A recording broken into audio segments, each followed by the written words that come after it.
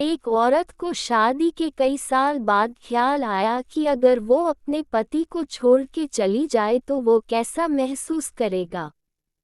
ये विचार आते ही उसने एक कागज लिया और उस पे लिखा, अब मैं तुम्हारे साथ और नहीं रह सकती, मैं उब गई हूँ तुम्हारे साथ से, मैं घर छोड़ के जा रही हूँ हमेशा के लिए। उस पत्र को उसने टेबल पे रखा और जब पति के आने का टाइम हुआ तो उसकी प्रतिक्रिया देखने के लिए बैग के नीचे छुप गई। पति आया और उसने टेबल पे रखा पत्र पढ़ा। कुछ देर की चुप्पी के बाद उसने पत्र के नीचे कुछ लिखा। फिर वो खुशी की सीटी बजाने लगा, गीत गाने लगा, डांस करने लगा और कपड़े बदलने लगा। इसी दौरान उसने अपने फ़ोन से किसी को फ़ोन लगाया और कहा, आज मैं एकदम मुक्त हो गया। शायद मेरी मूर्ख पत्नी को समझ आ गया कि वो मेरे लायक ही नहीं थी। आज वो घर से हमेशा के लिए चली गई।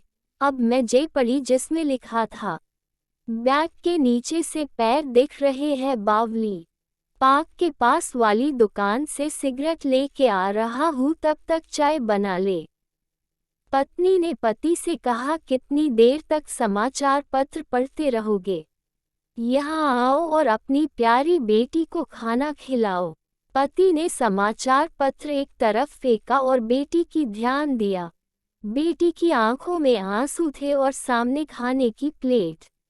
बेटी एक अच्छी लड़की है और अपनी उम्र के बच्चों से ज्यादा समझदार। पति ने खाने की प्लेट को हाथ में लिया और बेटी से बोला, बेटी खाना क्यों नहीं खा रही हो? आओ बेटी मैं खिलाऊं। बेटी जिसे खाना नहीं भा रहा था, सुबक सुबक कर रोने लगी और कहने लगी, मैं पूरा खाना खा लूंगी पर एक वादा करना पड़ेगा आपको।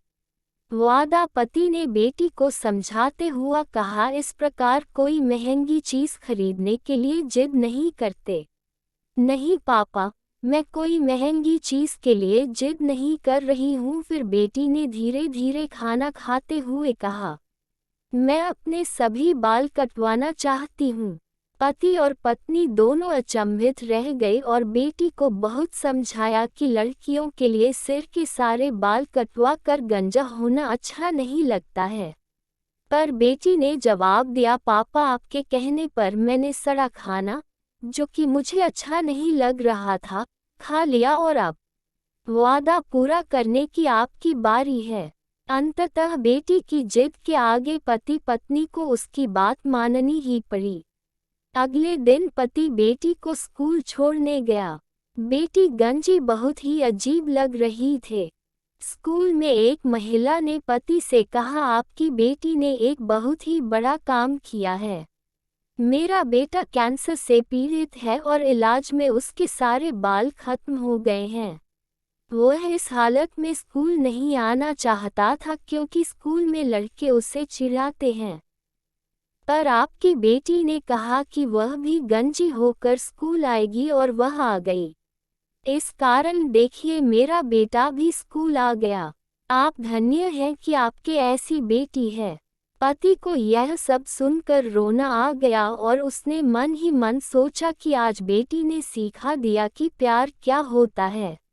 इस पृथ्वी पर खुशहाल वह नहीं है जो अपनी शर्तों पर जीते हैं, बल्कि खुशहाल वे हैं जिन्हें वे प्यार करते हैं, उनके लिए बदल जाते हैं। प्यार के लिए जो खुशी से खुद को बदल दे वो ही सच्चा प्यार होता है। अगर खुद को बदलना एक मजबूरी लगे तो वो प्यार नहीं, एक समझौता है।